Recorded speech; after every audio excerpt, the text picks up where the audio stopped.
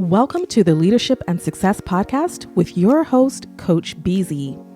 If you need to develop into a better leader, this podcast is for you. If you want to achieve a greater level of success, this podcast is for you. His mentor, Dr. John C. Maxwell, said it best: everything rises and falls on leadership.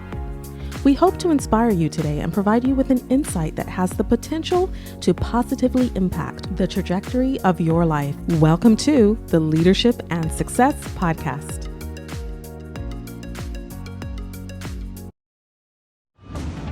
Welcome to the new cyber frontier, bringing you the latest news and initiatives that focus on the development of cybersecurity economics. You don't have to be a computer or cybersecurity expert to get plugged in. Your host brings it straightforward, asks the tough questions, and brings the cyber world to a level of understanding for everyone. You can find us on the web at www.newcyberfrontier.com. Now join our host as he introduces the topic for today's new cyber frontier. Hello, everyone. Welcome back to another edition of the New Cyber Frontier. Today, I have a special guest all the way from San Francisco. Bob Zinga is the Director of Information Security at Directly, and he's also an Information Warfare Officer for the U.S. Navy Reserve. Welcome, Bob. Hi, I am very glad to be here, Shawn. Thank you. Excellent. Well, welcome to the show. We're glad you're contributing. Would love to see, what's going on with you over at Directly. We hear some great things from out of the AI, some machine learning. Hopefully, you can shed some light on that. And then, like to hit some of the stuff you're doing with the U.S. Navy, especially for information warfare as it continues to evolve. But why don't you give us a little bit about your background?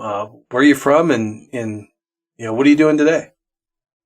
Yeah, so like you say, so I'm a cybersecurity executive here in Silicon Valley, the head of information security at Directly, an information warfare officer in the U.S. Navy Reserve. So I've got about 20 plus years or so experience working in complex IT environment. And since 2005, I've been working full time to establish, lead, and manage cybersecurity program within higher education, state, federal government, Department of Defense, and since 2014, the tech industry here in Silicon Valley. And also very recently, I became an official member of the Forbes Technology Council, which is pretty cool. Oh, that's a great accolade to have. So, with your background in information, security, we rebranded it. Now it's called cybersecurity, right? So us old war dogs who have been around for a while, it's still about protecting information, right? Physical security. Yeah, I remember it as information assurance actually in the Navy, but back in the day, right? Rainbow Series, the Orange Book, and then TC-Sec, and then DITSCAP, and then DIACAP, and bringing back old memories or maybe nightmares. I don't know. Back up your dump truck and let's load all the paperwork in there. That's right. Yeah, but so you've been around for quite a while. You've seen the evolution of technology, the evolution of security as a discipline in information technology. And, we're at a point now where they are separate disciplines, right? So you have to deliver capabilities, and then you also have to protect the capabilities that you deliver for everyone. 80% of our business processes are automated in any given industry. So how do we protect the user? How do we protect the information? Why don't you tell us what your role is over at Directly as the Director of Information Security? What do you do on a day-to-day basis? What does your program, your portfolio look like? So basically, I head the cybersecurity function. So I am the highest ranked, executive at Directly for cyber security, currently reporting to the General Counsel. So I pretty much manage, the entire cyber security program, the entire spectrum. At Directly, we are an emerging leader in customer experience automation. That's what we do. We help companies deliver better customer service at scale, while creating an economic opportunity for people in the artificial intelligence era. So I think one big differentiator between us and our competition is we don't just use artificial intelligence and machine learning, but in addition to that, we also add human expert, right? So we use human beings who are expert in their field to actually teach the AI to be smarter. So I think that's one competitive advantage we have. Excellent. So when we look at your portfolio, for example, those things that you're responsible for on a day-to-day basis, is that directly with the product? Is that with your business, with the users, working with other business unit managers as well? Yes, it's pretty much all of the above. So I direct a cross-functional team, and one of my priorities is to help enable sales, right? We have this great software. We have a lot of clients. Microsoft is one of them. And we want to make sure that trust is preeminent in everything we do, right? Privacy and security, making sure all of the controls are in place to protect the information, no matter where it might be, information we care about or our customers care about. I work with our vendor management team, with engineering, all of our developer, making sure that the code we are developing is really secure from the get-go. And we also I've been working with engineering-centric organization since 2014 when I moved to Silicon Valley. It was a pretty tough transition going from working for the government to working for a corporation. They don't take security as maybe not the same way. Let me just put it that way, right? In the Navy, we don't do security. People die. In Silicon Valley, the worst that can happen, they just lose money and then they make some more. So priorities are not exactly the same. But it took me a while, but I kind of learned to conform and work within an infrastructure where security may not be the number one priority, maybe not even the second priority for the organization, but working across the entire organization with all of the business leaders in order to ensure that everything we are doing it in a safe and secure way. So I really feel like as the head of security, I am not just a technologist, right? And I think that is important. You need to be technical, but more importantly, I think you need to have soft skills, be able to work with people and just not use all of the leadership training I've learned in the Navy, put them to good use. I think understanding the business of the organization and then being able to lead people into doing the right thing for the company is really, really key in being successful here. Yeah, as an executive, that is a key point. To be successful as a security leader within your organization, you need to understand the business and you need to have great social skills. Excuse me, that kind of snuck up on me there. So to be able to understand the business, to be able to have a great relationship with all of the other business unit leaders, communicate in the language of business, to your point, it's not the same language or culture that we have in the military that we do on the business side. We communicate in risk on the business side, right? We talk about,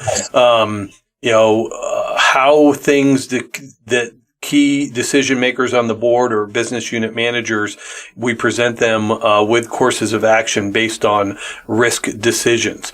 We're going to come right back with Bob Zinga. He's the director of the information security at Directly, also an information warfare officer for U.S. Navy Reserve.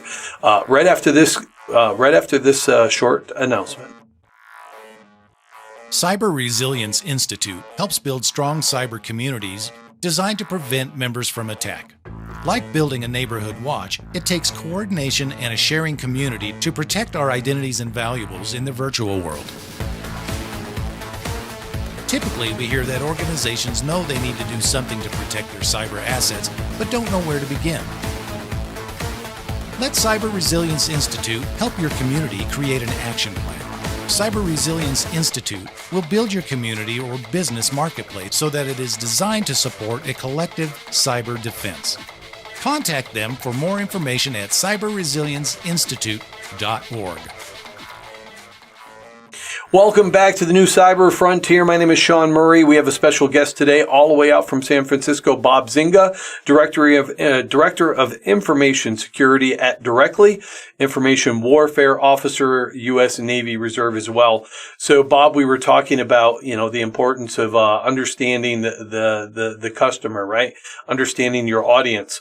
Different cultures between, the military, the government side, and then and corporate. Back on the business side. So we need to articulate things in language of business, like risk. What is it going to cost? What is it going to cost if I'm non-compliant?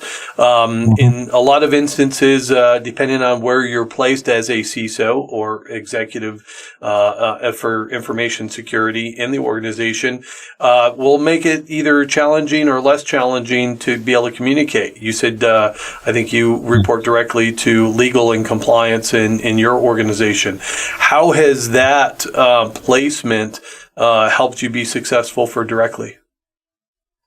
Well, I think that is a good place to be now. In the military, most CISOs report to the CIO, and many organizations in Silicon Valley do. Actually, prior to reporting to legal, I used to report to the VP of engineering. I don't know. I feel like security needs to report to the most senior executive in the organization that cares the most about security. I think that's how you become successful. So kind of like in the Navy, they can kind of cover you and making sure that your priorities become the priority of senior management and the board. Otherwise, it's just a lot of yapping and making a lot of noise, but really not getting anything done. So directly, I am very, very lucky that a lot of the members at the senior leadership level really, really get security. And some of them, they kind of add to, right? Because when you have a huge customer like Microsoft who really cares a whole bunch about security, they kind of make you want to care about security and privacy too. And especially if, you get some type of data breach incident or whatever, you kind of learn from that. So, it is great to really be in an organization where senior management really sees the point. Because I've worked for some organization before where they only really paid lip service to security, but when you look at the budget, there is no love there. So it is. I really feel personally, I feel like it's almost like a waste of time to have a security program when you don't really have the support for senior management, because then it's not really sure what you are doing and you won't be able to accomplish much. So go ahead. Go ahead. Yeah, and so when we talk about there's a little bit of delay there.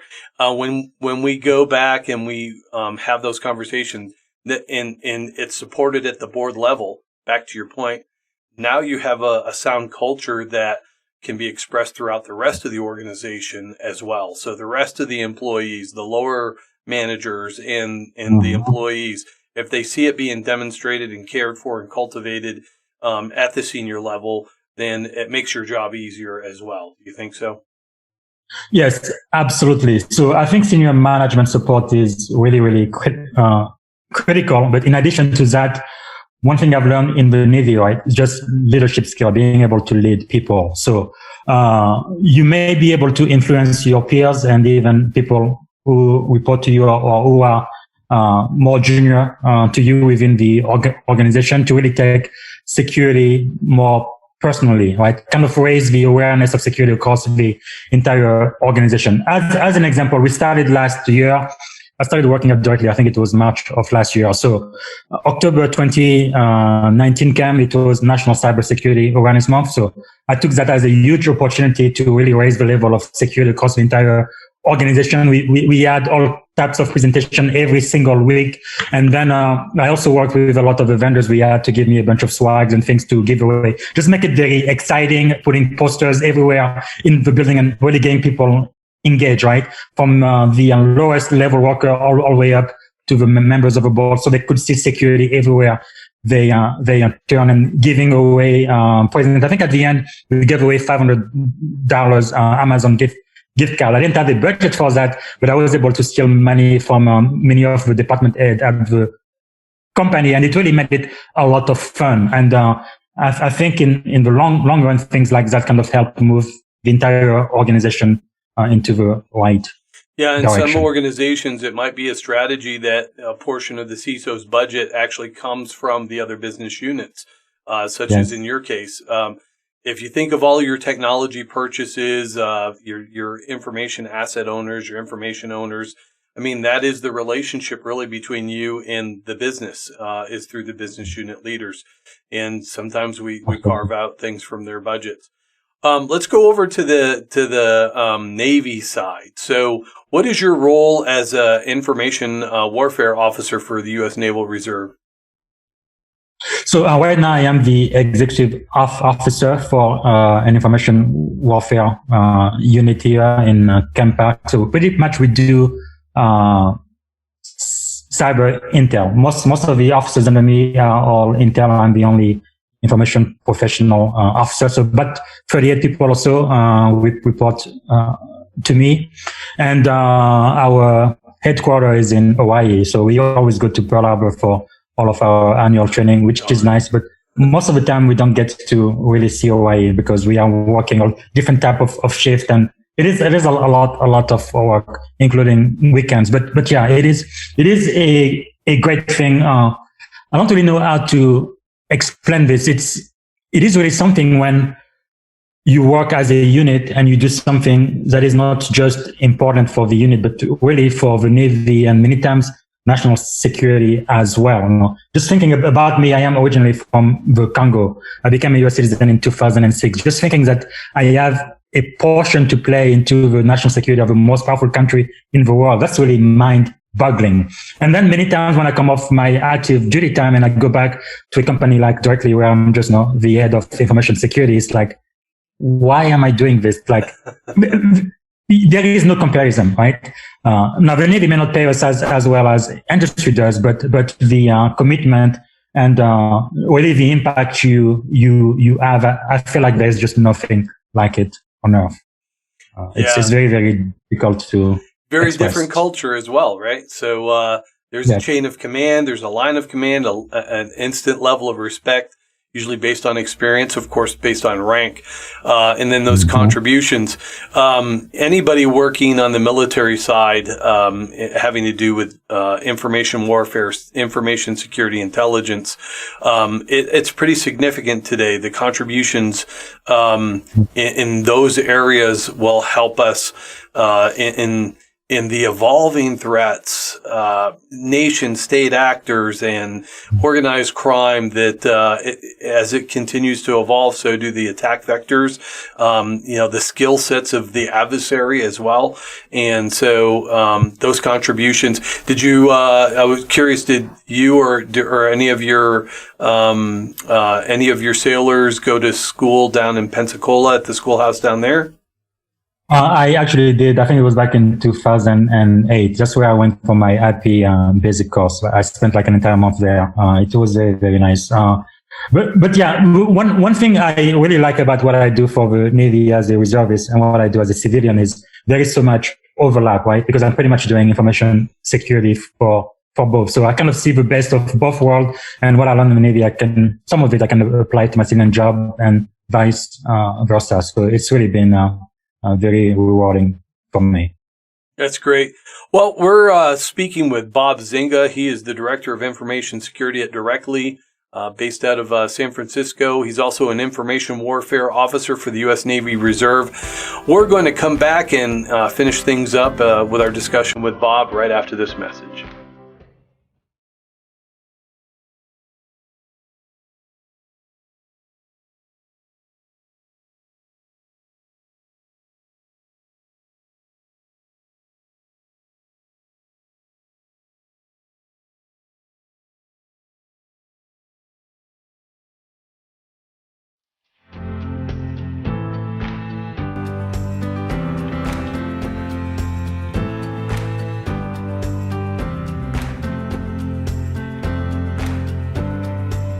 Welcome back to the New Cyber Frontier. My name is Shawn Murray. We're speaking with Bob Zinga, who is the Director of Information Security at Directly. He's also an Information Warfare Officer with the U.S. Navy Reserve. So, we've been talking about the various roles, the two different hats you wear, one with the Navy and then one with the commercial sector, with your role at Directly, and the culture and the similarities, the differences. I'd like to focus now, back on the commercial side. Directly, you guys do contributions related to artificial intelligence, machine learning. Why don't you tell us a little bit about the products and some of the things that you're doing over there at Directly? Yeah, so basically we have an application which we sell to our customer to really help them deliver better customer service at scale. That is really the bottom line. What we do. Many of our customers have had some issues, handling and managing customer support with all of their end users. And we come in with our platform and pretty much, take that problem completely away. And like I said earlier, in addition to the machine learning and artificial intelligence platform, we also have human beings, experts, we call them experts, who actually know the product and the services of our customer inside out. And then they help answer those questions at first, and they help our artificial intelligence our bot get much smarter on the answer. And eventually it really helps everybody out, our customer, and of course our expert also allowing them to participate in this gig economy. There are some people we have now who make more than 6-figure income just doing this type of thing. So it is really, really great to see how much of an impact a small or medium business could have across the world, because it's all done on online. We could have experts not just in the US, but really all around the world. That's great. So one of the things that I heard you describe earlier was the software assurance aspect of product development. One of the things that you oversee is the engineering and the software development of your products. And so, as you know, especially on the government side and the military side, supply chain risk management, right? Yes. Making sure that we develop security into our program, into our products, to include software. If we think that number one most threat into any information system is the human, right? Number two, I have always advocated for decades, even before anybody admitted it, was software. Well, number one, software is developed by humans, right? So you've got an inherited threat. Talk to us a little bit about the software assurance, the oversight that you have on the products that you guys develop. Yeah, so really for me that started when I first moved in San Francisco in 2014. Prior to that, working with the Navy and the U.S. Army too. Now, it takes us forever in the government to come up with to deploy new software, and of course, security has always been paramount, and that's definitely not the case in Silicon Valley. I got to learn how to really work with engineering. Most startups here in Silicon Valley, they're all engineering centric. They want to publish code. They want to be first to market. They usually have a sprint cycle of 2 weeks or so, where every 2 weeks they publish new codes, and they use the agile methodology, which I had to learn. I used to pretty much specialize in waterfall when I was doing work for the government. But even the government now, I understand we are changing a little bit. But anyway, going back to a engineering-centric organization, I learned that it's extremely important for security to be seen as a partner to engineering, right? Because the very, very first gig I had in Silicon Valley, the engineering department saw security as the department of no. And they saw security as an obstacle. You are basically preventing me from doing my job. And that took a while to kind of change. But anyway, all of the lessons I learned there, I apply them everywhere I go now. But basically, security has to partner with engineering. again, unlike the government where the information assurance manager says jump, everybody says how high. In Silicon Valley, when you say jump, they completely ignore you. It's like you don't even exist. So that's where, again, I mentioned earlier, you really need to develop personal skills, soft skills. You need to be able to communicate and lead, right? And really have some type of relationship with those engineers. And in Silicon Valley, most engineers kind of joke sometimes, but we call them sometimes snowflakes, right? They're very, very tender, geniuses and so forth. But yeah, they are important, but sometimes you really need to round the troop and kind of look at the big picture. What is the mission? What are we trying to do as a company? And how can security be of service? How can I help you do your job more securely? So I think that is extremely important. But one of the first things I have done since moving to Silicon Valley is to first, I guess, take care of the easy things that we can do quickly to actually get result, right? And some of it is what can security do after the code has been published? I think you kind of have to start there. The code has been deployed to production. What can we do? I believe for an engineering-centric organization, it's extremely important, at least at first, to really have a great red team program, like adding pen test, bug bounty program, and things like that to really test the code as much as you can, as often as you can, to find those vulnerabilities, especially anything medium, high, or critical, and then kind of prioritize them into the sprint cycle for remediation. So that is really, really great. I think you kind of have to start there. But then with time and everything, we've done it directly is to also increase the security knowledge of our developers, right? So at least once a year, they have to take application security training in the language that they use, whether it's Java, Python, or whatever. This way is going to ensure in the long term, that don't keep making the same mistakes and having the same vulnerability over and over again. Somebody just told me a couple of weeks ago, everybody knows about the blue screen of death with Microsoft. Suppose there's one engineer that kept making the same mistake over and over again, and they kept redeploying his code everywhere. But anyway, so I think training the development team about how to securely develop code and also follow at least the top 10, top 20 OWASP, vulnerability, trying to avoid those. I think this is huge. And then with time, this is kind of where we are with directly now. I'm trying to kind of shift security left, right? Bringing security closer to the developer. Pretty much in a DevOps cycle, really get the developer, as soon as they deploy the code, before the code is even merged, right, into our central repository, for the developer himself or herself to actually scan it, find out, whatever vulnerability might be, fix them, and then once he passes or she passes the test, then the code will be incorporated into our main branch. So that's kind of what I am planning for next year, bringing security closer and closer to the developer. In the Navy, we had to say we don't want security to be added on, but to kind of be baked in, right?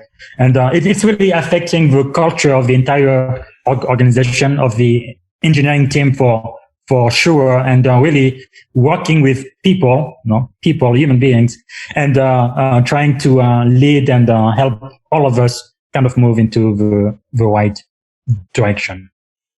Those are great tactics. Building it in, the culture of building security in. I mean, now we're talking about developers, not just business unit leaders. In the security culture has to be administered and coddled at all levels, to include the systems designers, software developers, IT personnel, sysadmins, net admins, DBAs, right? It's a great concept when you can realize the benefits of socializing your soft skills, changing the culture at all levels of the organization. Bob, I can't believe we've come to the end of our segment. Lots of great discussions here about the commercial side, the military side, or the government side, and extensive background that you've got. What parting words would you have for our audience today before we end the session? Well, I think one thing I like to say specifically to those who are in the cyber security profession, technical skills is definitely extremely important, and many times when you get started, that's really what you need to focus on. But one thing I've learned since moving to Silicon Valley, it's really, really, really important to be aligned to the business of your organization, right? In the Navy, sometimes it seems like we have unlimited funding, pretty much get whatever we need. It is national security after all. But in a business, there really needs to be a reason for a business to spend a penny. And whenever they spend money, they need to get a return on that. So learning the language of business, learning to position security as a risk area. The same way the board of any organization looks at financial risk and all of the other business risk, they should consider security risk as well. And that's part of the reason why I decided when I moved here to earn a MBA, right? Just so that I would really get into the mindset of a business person. So I feel like, security, having technical skills is great. Understanding the technology is really cool. But as a security expert, many times I feel like it's almost as if I'm doing two jobs, right? One, I have to understand the technology itself as good or even better than the people who actually manage it. And then second, I need to be able to align the security controls on top of the technology to ensure the confidentiality, integrity and availability of the data, no matter where it is. So the last thing is, it's really, really important, especially when you come from a military background, not to be too rigid, right? In the Navy, we say semper gumby. So you really, really have to be flexible, and you have to align to the organization, to the culture, and to the strategic objective of the organization. The organization needs to see security as a partner and as not just a cost center costing so much money, but someone who actually sits at the table and adds value. Help the organization do whatever it is the priority of that organization is. That's outstanding. Great contributions from Bob Zinga, Director of Information Security at Directly, also a Information Warfare Officer, the U.S. Navy Reserve out there in San Francisco. Bob, really appreciate your contributions to our program, and we wish you a great afternoon. We hope you have enjoyed this episode of New Cyber Frontier. Remember to get involved. Often we think that someone else will handle privacy and security in the virtual world, but you are the only one truly in command of your virtual fate.